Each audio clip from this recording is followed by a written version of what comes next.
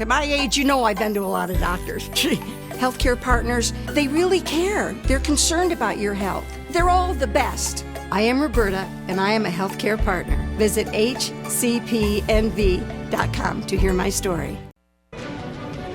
News 46 is brought to you by Comfort Hospice Care, where we give our patients and their loved ones peace of mind, knowing we provide the highest quality of care 24 hours a day, 7 days a week. For more information, call 775-751-0349. News 46 is also brought to you by the Pahrump Nugget Hotel and Casino. Located at the intersection of Route 372 and Highway 160, you can call the Pahrump Nugget at 775-751-6500, or you can visit their website at www.pahrumpnugget.com.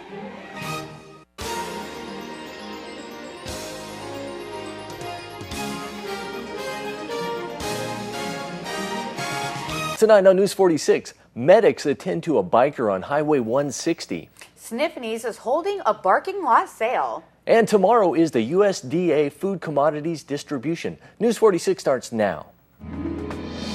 You're watching KPVM News 46 with Glenn Evers and Monique Mitchell. Local coverage from Deanna O'Donnell.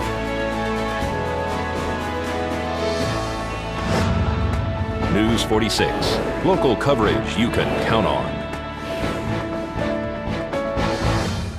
Good evening. It's Friday, May 10th, 2013. I'm Glenn Evers. And I'm Monique Mitchell for News 46. Well, one motorcycle rider was injured after avoiding a collision on South Highway 160 this afternoon.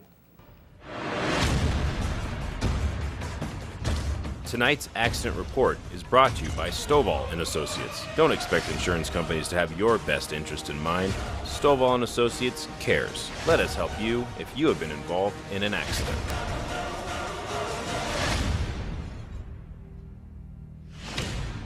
We're off South Highway 160 right next to Mountain Falls, where a two-vehicle accident occurred here this morning. We're going to speak to Trooper Pat Walker. Two vehicle. Actually, one is a non-contact vehicle, and then the other one did evasive maneuvers, the motorcycle, and it went down. The pickup truck, does it have any damage that it sustained or no? None whatsoever. And so the motorcycle rider, medics were treating him. Can you tell me what went on with that? Basically, they were all headed towards town, and the truck went to make a right turn into here. The driver of the motorcycle just didn't see it in time. He did say he's seen her turn signal on, and so we don't have any doubt about that, but it's a question of getting in a little too close, I'm afraid, and then he took evasive action to keep from rear-ending the truck, and in turn, the vehicle being a motorcycle, it went down and rolled over. And so he was just treated and released here at the scene? Yes, he refused the medical, basically. They did check him real good and kind of clean him up. He was bleeding a little bit, but just real minor. The rider of the motorcycle was very lucky. He didn't get hurt any worse. Tore up his bike a little bit. Will there be a ticket in this situation? Probably. Can you talk to us a little bit about pulling over on the side of the road when emergency vehicles, yielding to them? They need to pull over, completely stop, right? Yes, there are violations of law that are occurring when they fail to do that, even if it's due to ignorance. But they are required to pull to the right shoulder and stop. It doesn't matter which direction, unless there is a retaining wall, a barrier, physical barrier, like there would be like in Vegas, I-15, those kind of areas. Both sides must stop. Same thing as with the school bus. And Trooper Pat Walker will be investigating this accident. We do have an unrelated bit of information there about Trooper Pat Walker. He will be actually leaving here in June and moving to Lincoln County. He'll be continuing with the Nevada Highway Patrol Office, but that is where he plans on retiring, and we want to wish him well in his future ventures. This is Deanna O'Donnell on Highway 160 for News 46.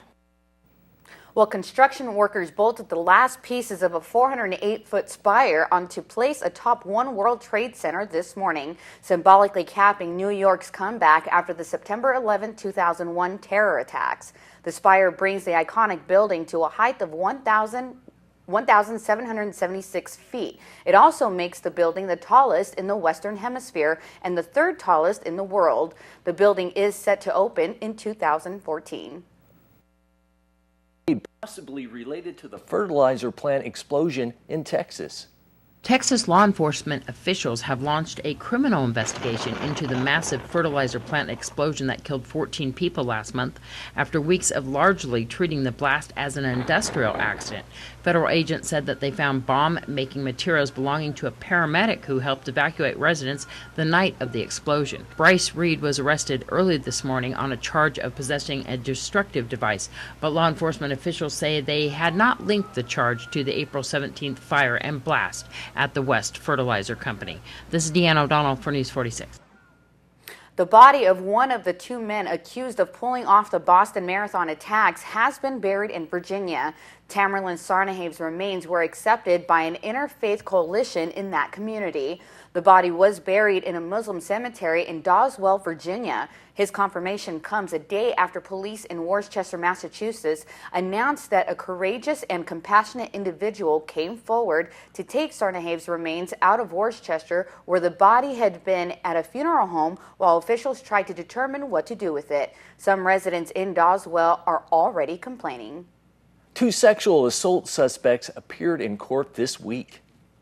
69-year-old Michael Mack and 65-year-old George Caroha appeared in court this week after being charged with the third defendant, 81-year-old Albert Gatsky, who was said to be still in the hospital following a possible attempted suicide at the Nye County Detention Center after falling off the second tier inside the 2-story facility. The 3 are accused of sexually assaulting a 45-year-old mentally disabled female over a period of years. The 2 suspects that were in court this week were bound over to the district court and are scheduled to appear on May 17th at 9 a.m. for an arraignment. Caroha remains out on bail at this time, but Michael Mack is still being held at the Nye County Sheriff's Office Detention Center in lieu of $65,000 bail. Albert Gatsky, when he is released from that hospital, his attorney has asked that he have a mental health evaluation. This is Deanna O'Donnell for News 46. And as we head into our first break, here's Jeff Simmons at the Pahrump Nugget. Hi, I'm Jeff Simmons, the bingo director here at the Pahrump Nugget Hotel Casino. We'll start off with our stage bar here this weekend. We got the Decades, new band. Come on and check them out. And then also out in the parking lot all weekend long through Sunday, we have an art craft show out there. Come on and check it. A lot of stuff out there. And that lasts till 6 o'clock at night, from 9 a.m. till 6. And we'll go with... And then we got our drawings here at the Nugget every Friday, Saturday, and Sunday this month. It's Make a Deal. You'll guarantee every 30 minutes from 5 o'clock till 9 o'clock at night. Every 30 minutes, one lucky winner will receive a minimum of $100 free slot play. And if you want to trade that in for an envelope, you can win up to $1,000 cash. So it sounds like a lot of fun, and there's $117,000 to be given away. That's Friday, Saturday, and Sunday from 5 to 9. And then bingo, a lot of stuff in the month of May. At the Nugget Bingo, we got Mother's Day's coming up this weekend. We have free gifts to all the mothers, free daubers to all players all day long while supplies last. And then we'll have special sessions at the 1 and 7 with higher payouts and special drawings. That's Mother's Day, and then Memorial Day is this month too, Monday, May 27th. Same deal, we'll have free gifts to all players while supplies last. It's an insulated lunch bag, they're pretty cool. And then also we'll have the specials at 1 and 7 with higher payouts and special drawings. And then also for the month of May in bingo, every Thursday, first single winner at all sessions will receive a free G special. That's pretty nice, like a $40 value. And then every Tuesday, you play 4 sessions of bingo, $25 minimum buy-in, and you will receive $25 in slot play. If you play all 6 sessions, we'll give you $50 in slot play. That's every Tuesday for the month of May. In Lakeside, they're still continuing their old school bingo out there. That's Friday, Saturday, and Sunday from 10, 12, and 2 o'clock. Friday, Saturday, and Sunday. Come on out. There's a lot of people enjoys it, and it's a lot of fun. Everybody's welcome. And we'll go to Go Town. Kathy still has her paper-only sessions every day at the 11 a.m. sessions with higher payouts, and also they're giving donuts and double punches. And that's for the month of May at Go Town. All right, looking forward to seeing everybody down here. Have a great day. Bye-bye.